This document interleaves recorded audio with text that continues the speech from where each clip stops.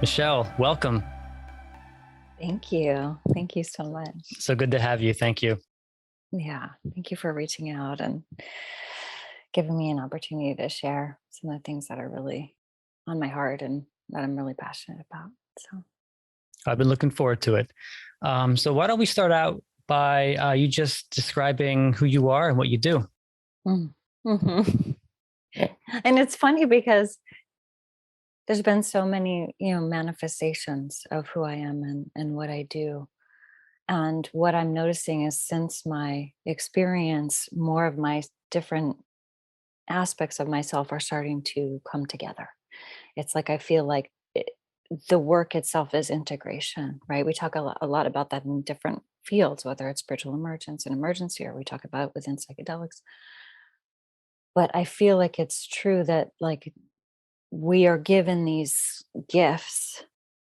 For me, it was like this interest and love of biology. I started out, as a biology teacher. And then I wanted to expand to the subtle realms, and I did philosophy, cosmology, and consciousness at CIS. And that was when I first, came into contact with Stan's work. Um, and then, yeah, I really feel like, since then it was like I wanted to deepen into the body. So I did body work. And I noticed that in doing body work, I was having a lot of exchanges of energy.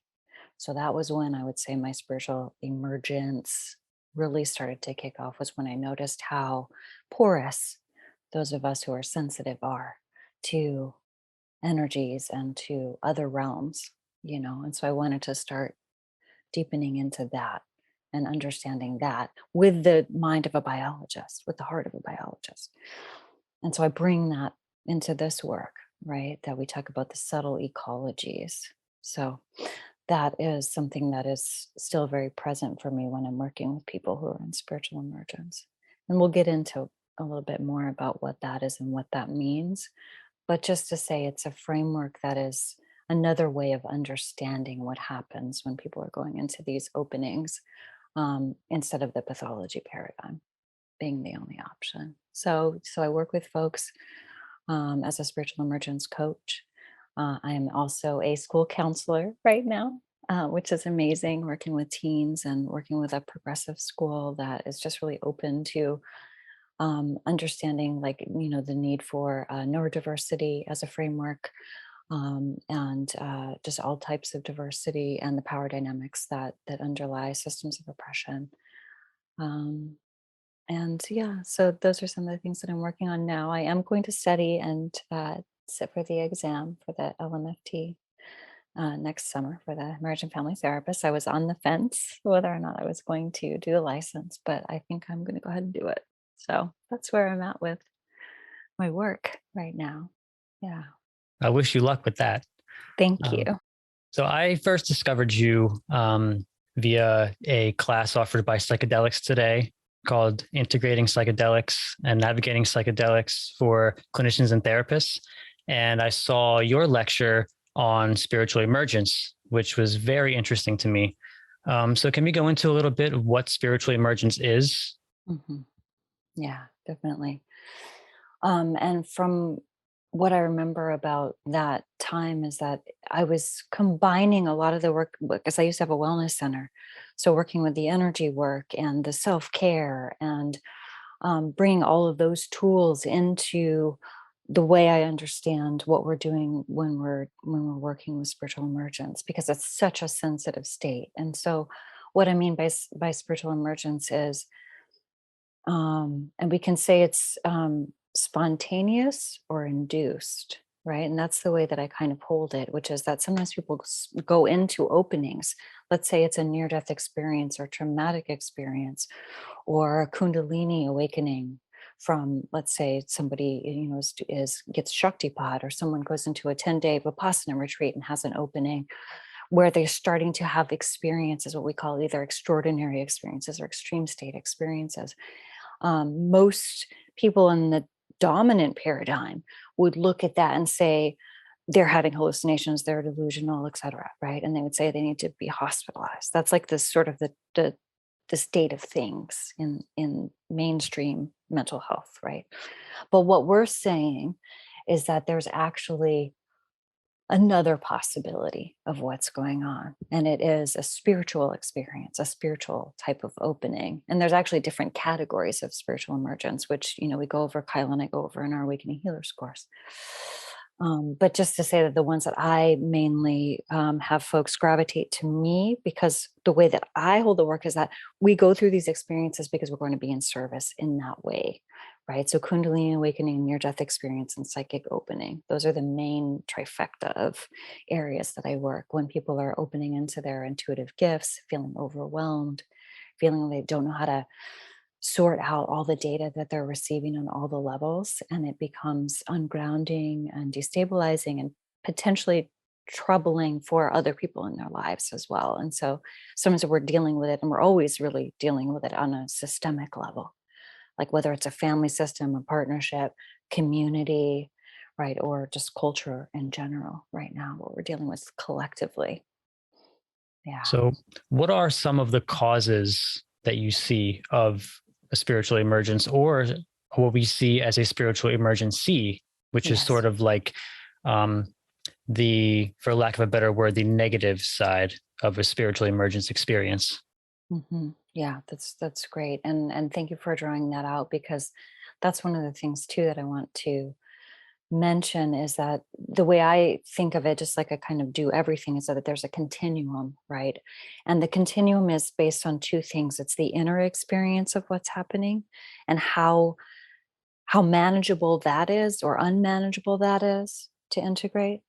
And then also how people are being received by the outer world, right? And so whether it goes into spiritual emergency has to do with both of those factors, right? What's going on? Am I having an experience that's way too challenging for me to be able to internally incorporate? Or is it so overwhelming that the people and the workplace or whatever can't manage what's going on for me? And so both of those things come into play as to whether it's an emergency. And of course, in an emergency, it's already gone past the point sometimes at which the things that you would normally have access to help take care of somebody is going to be what works. And so there's going to be a little bit more need for, like, maybe say 24/7, like tending, and sort of like holistic practitioners. Like, I think of teams really of people that can then kind of, depending on what's needed, you want to have a nutritional person, you want to have somebody who's working like shamanically, you want to have somebody who's doing grounding work, body work, breath work, etc. So yeah, so in an emergency state is more intensified, and needs more care. And oftentimes that is when people get hospitalized. That is when people need like more interventions, but people don't realize that there's alternatives to that. And why does it happen? On the side of spontaneous, I think spontaneous is actually a way of saying we may not realize what the etiology is, but there is something that's happening.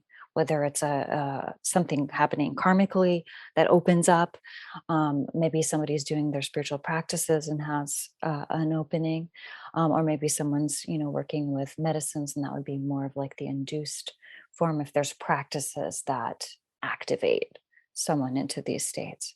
But like I said, so if it's spontaneous, then it's something where there's a little bit of a question of whether it was consensual. And of course, in my newest piece, like the balance of non-duality, it's like it depends on what level we're at and how to really honor the person's experience. Um, but that, yes, there is a place where it's like we can really understand that we're like lightning rods. So there is something going on, whether it's, like I said, the system, the direct system, the family system, or in the culture, that is being channeled, that is being worked, being metabolized by those that are sensitive. And these are the folks that I say that often go into spiritual emergence or emergency. Yeah. So in my life personally, I find that my spiritual emergence has been very beneficial to my outlook on life, my outlook on reality. It's completely altered many of the things that I do and define myself as. So, that being said, do you think that spiritual emergence is a desirable thing? Should people go for it? Should they attempt to try to achieve it, or do you think that's sort of like it's sort of like a dangerous uh, road to travel down? Mm-hmm. I think that spiritual emergence is why we're here. And what I mean by that is that being in bodies and being incarnate, like moving towards wholeness, holotropic is one way to think about it. Moving towards integration, moving towards the full capacity and sharing of our gifts. That is what spiritual emergence offers. And that's what I think the path is. And I think that as long as we have, people in our lives that can hold us and see us, and that's not a given. I know that it's such a blessing to have people that can see you, you know. So as long as we have those, nodal points in place, and we have some frameworks to understand what's happening and to kind of orient, then I think it is desirable, and I think it is a deep way to live, and it's a way to continue to expand ourselves. And I think it's necessary now too. I don't think we have a choice, is what I'm saying.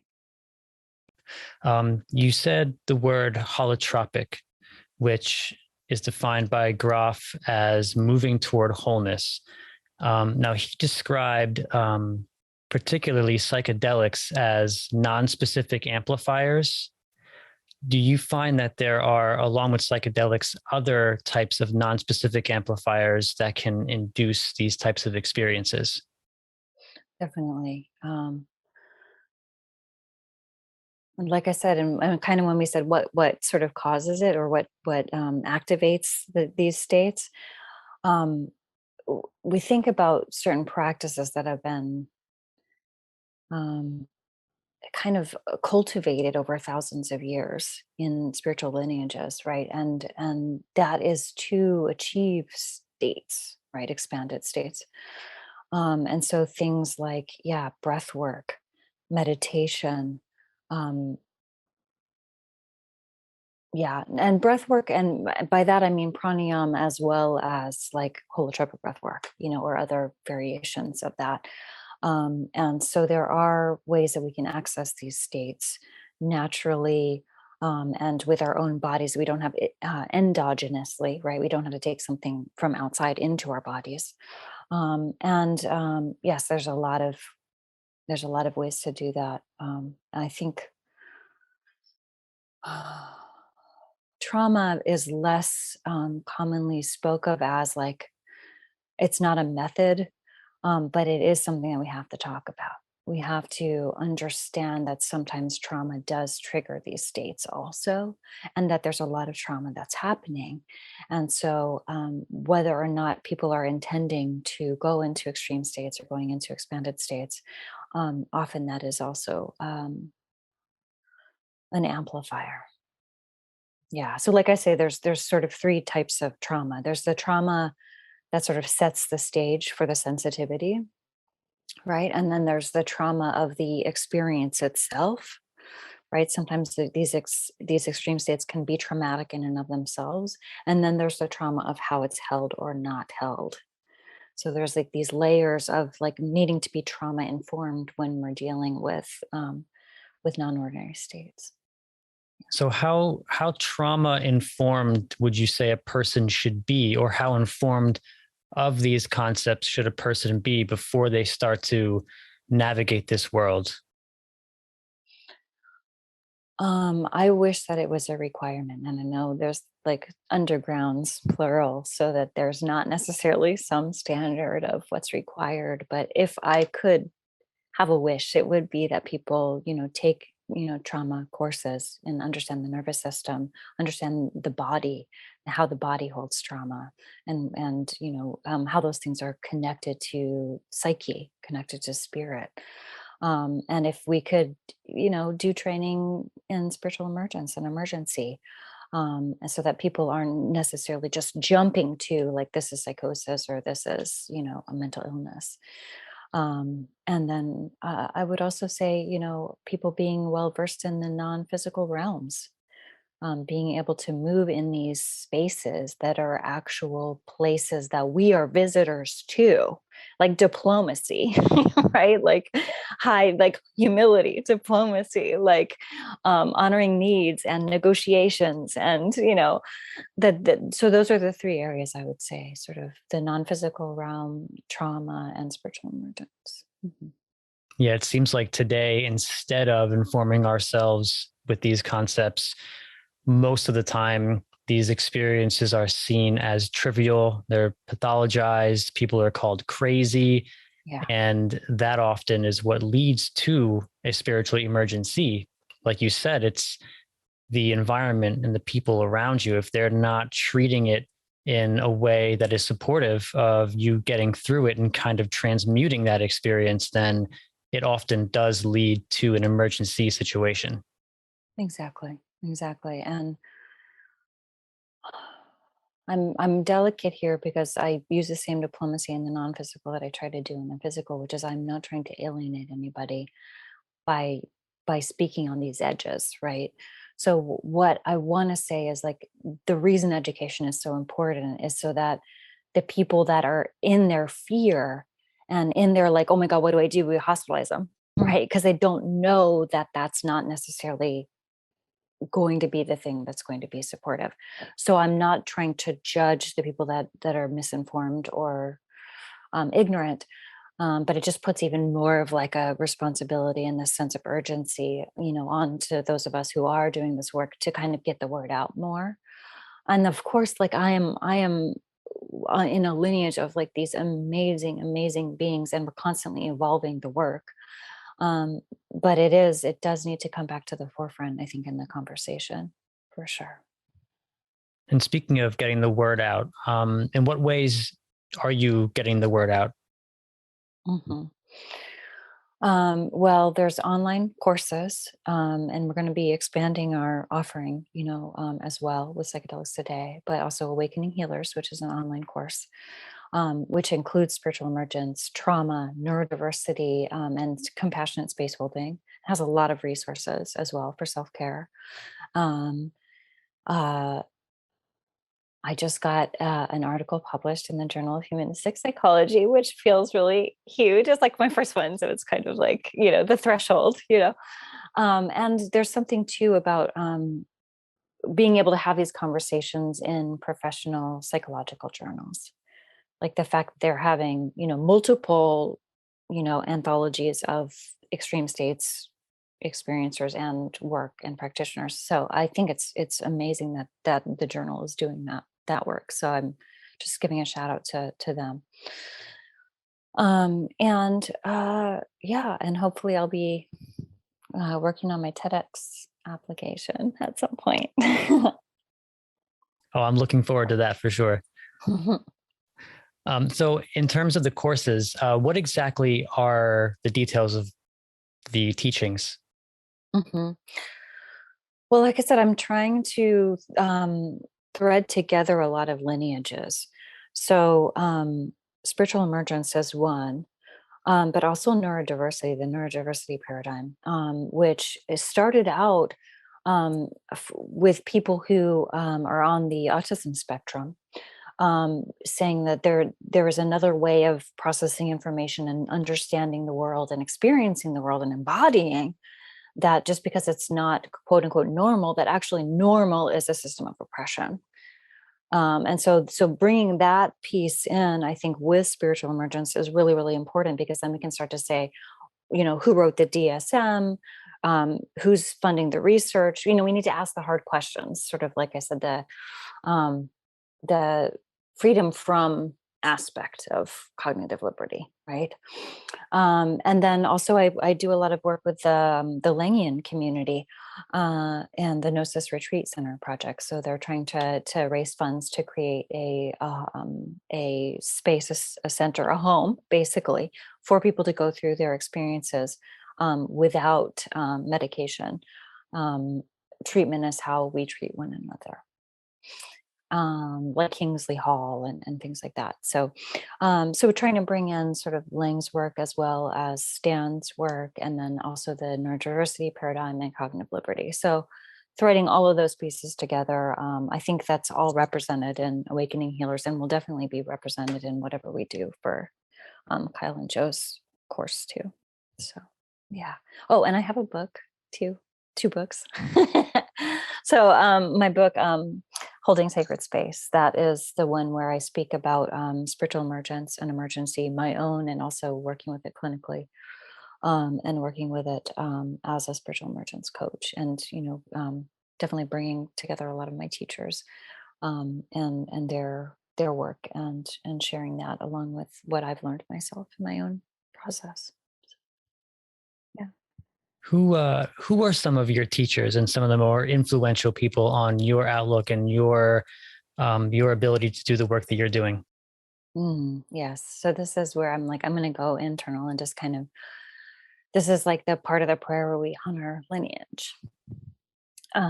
So Stan, of course.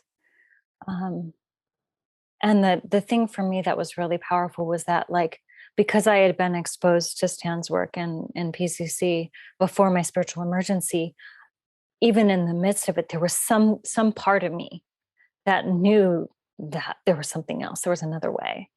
And I owe so much of my, for lack of a better term, of like freeing myself from the brainwashing of the pathology paradigm, right, to my PCC community. And also Brant Courtwright, who was in ICB, the Integral Counseling Psychology program, and he did beautiful, beautiful work with integral yoga and spiritual emergence, and was my spiritual emergence mentor when I was in the therapy program.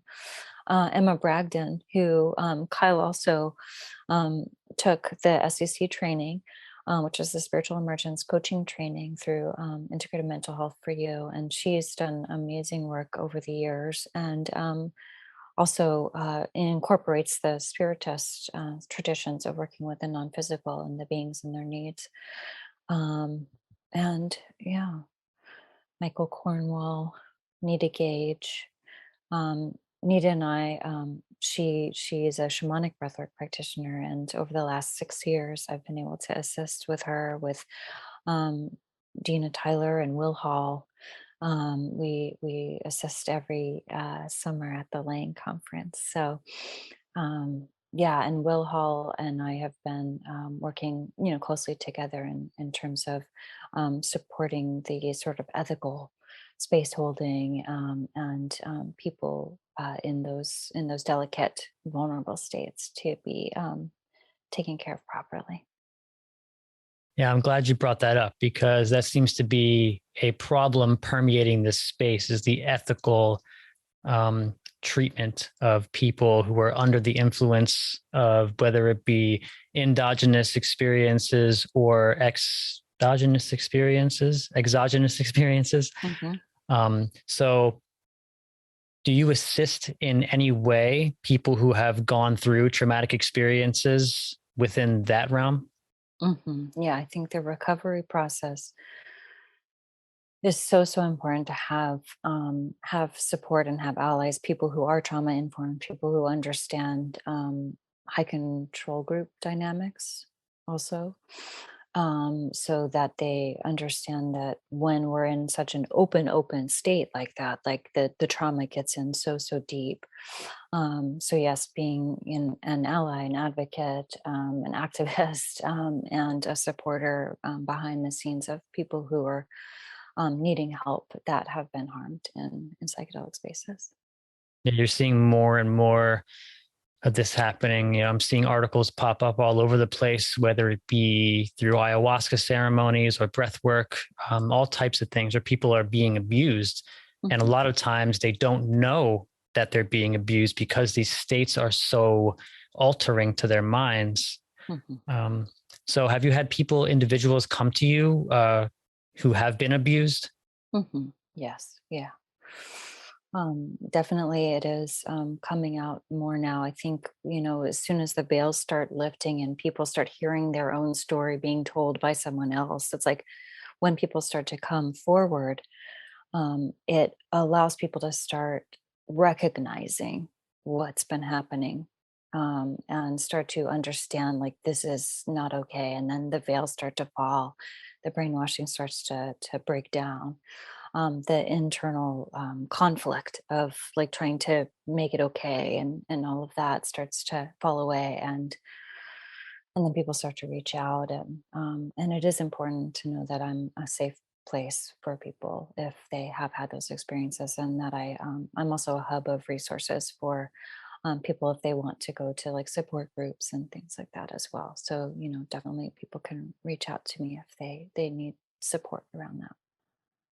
So what do we do about that problem in a more meta way? Like how, because this could definitely halt a lot of the progress that these sorts of things have been gaining traction on. So what do we do about this? Hmm. Hmm. And I like the way that you asked that, because it's not assuming that it's going to. Because I think there's been silencing that's been happening for a long time, that people are like, don't say anything or you're going to ruin it for everybody. Going to ruin the Renaissance, right? Um, but I think what needs to happen is like we're detoxing to make it cleaner, clearer, safer, better. And if we didn't do this work, then it could continue to do harm, and ultimately it would fall apart from the inside. It would eat itself, right? Because of that. So this is necessary work, and I think if anything, if we just keep putting these ethical uh, sort of protocols in place. I'm not saying that medicalization is the answer though either, right? Because then we're dealing with big pharma and economics and patriarchy and capitalism and all of that, right? All those systems of oppression. But what I am saying is we need to have an independent body, right? Who might then not be beholden to these other forces, that people could come and say, I'm having concerns about this, and that would protect them if it's for the illegality that they're afraid of incriminating themselves. That there needs to be more bodies like that, I think. That would be one way that I would say we could make some real progress. Yeah.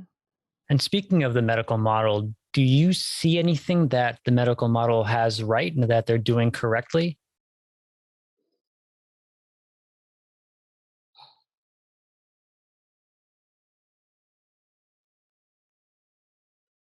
um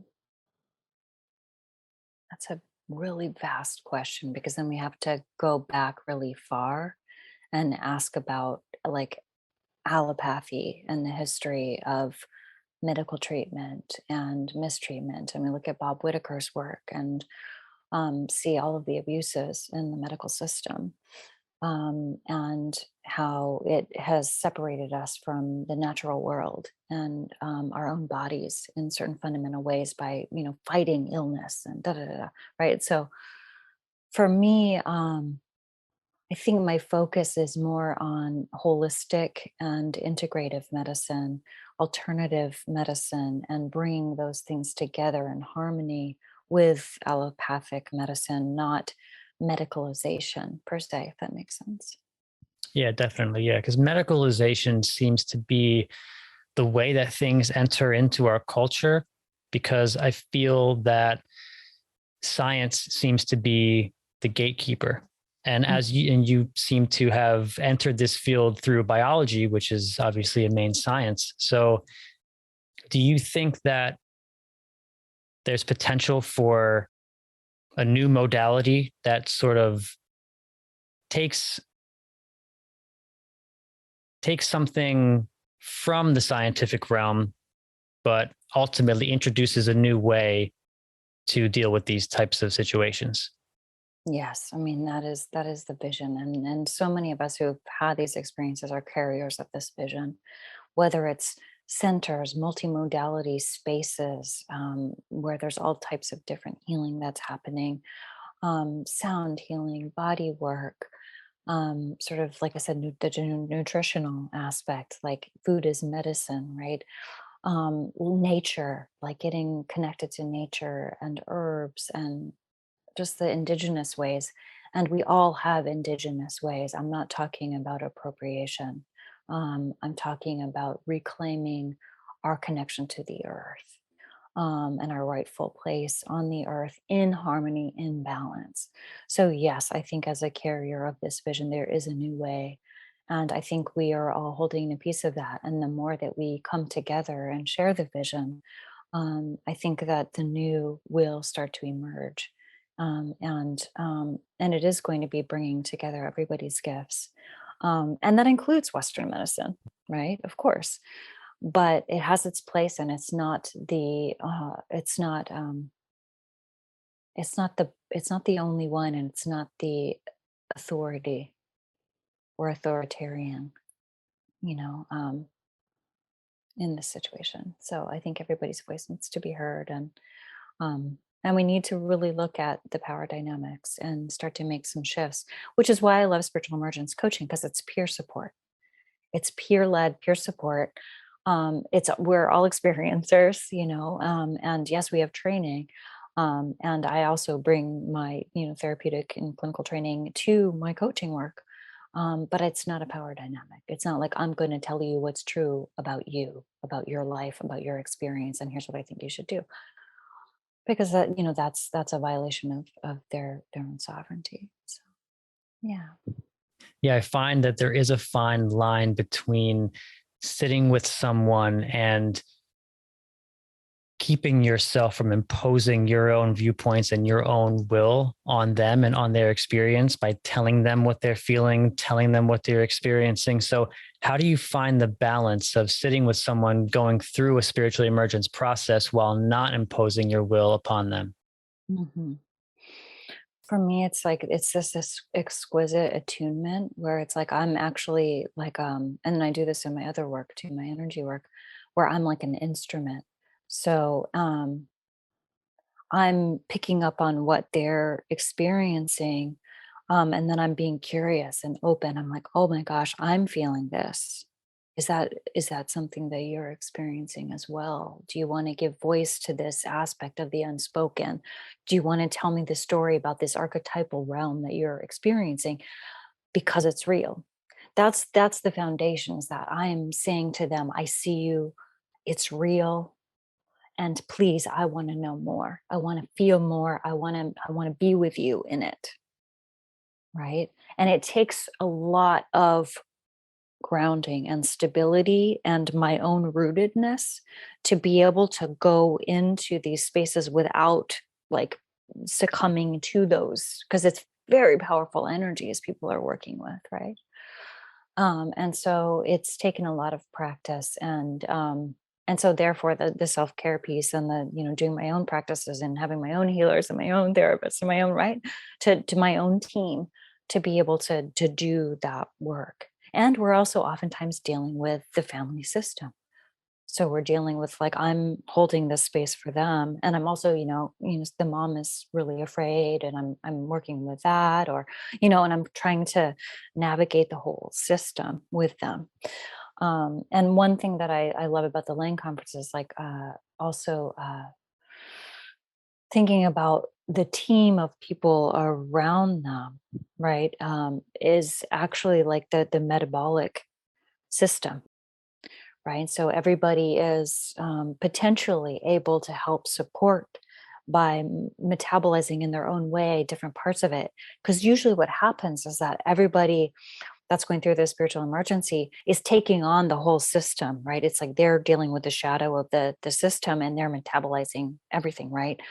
So if everybody claims back their part of whatever it is that they need to do, and that's something that we kind of promote too is like, okay, what if this is yours to do, and sorting that too. So it's really important because it can be overwhelming, just the amount of data, the amount of sensation and feeling that people are experiencing, can be overwhelming. So to help ground some of that out, to help create safe space energetically for them. So that's the other reason I love working in spiritual emergence, and as an energy healer or energy worker, is because then I'm also helping them with skills to work with the energies that they're interacting with. Yeah. Yeah, it seems crucial that these types of things are done communally. And I think that's one of the special pieces of particularly holotropic breathwork and breathwork workshops. Yes. Can you talk a little bit about the benefits of having a community and performing sort of these ritualistic workshops within groups as opposed to Yes. just by yourself?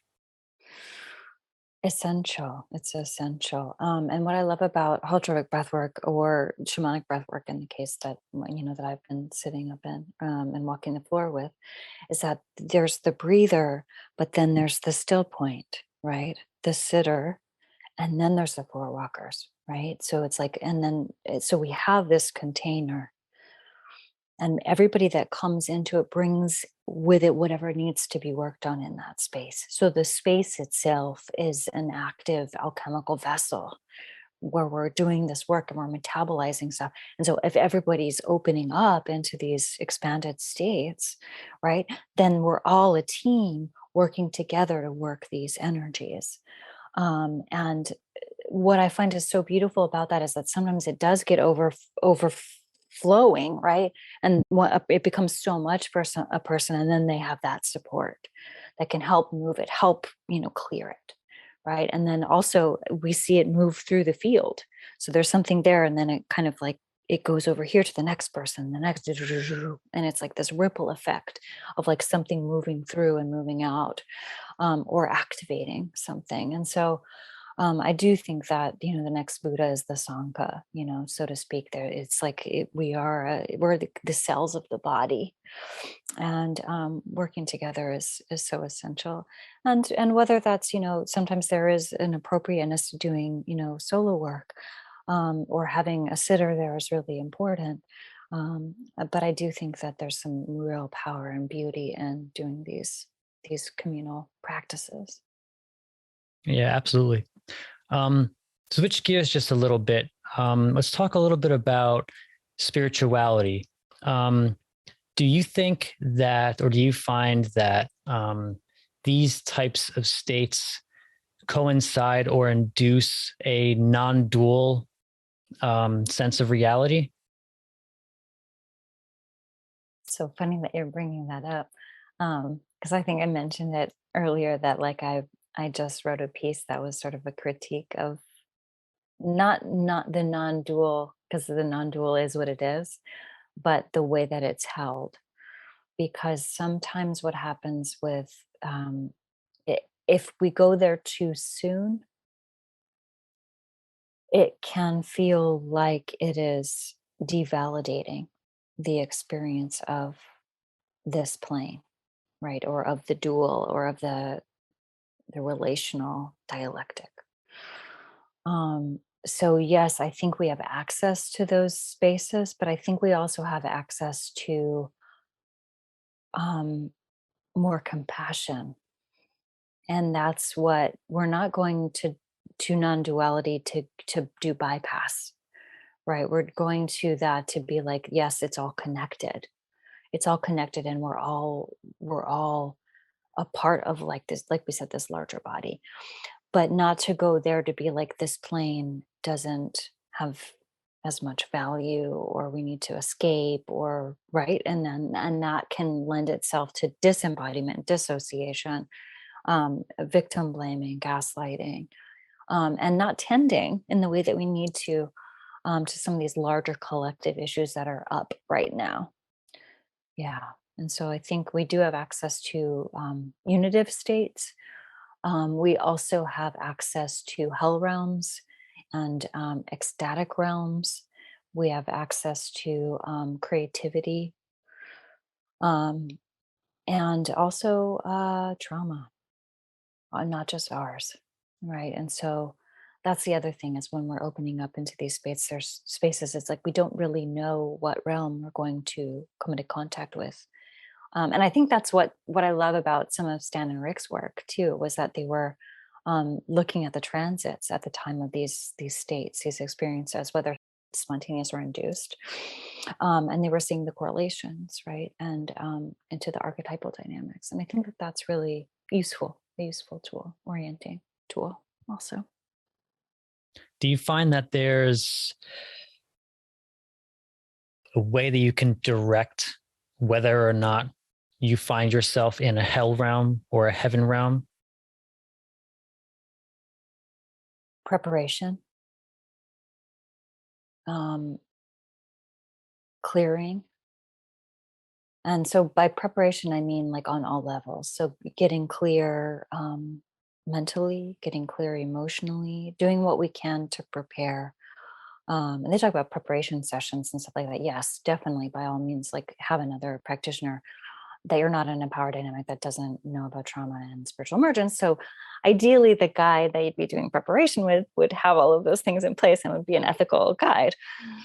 And that being the case, then yes, get the extra support to do the preparation, and but also like cleansing the body channel, right? Energetically, nutritionally, all of that. So go in with as clear of a vessel as you can, and then really setting the space.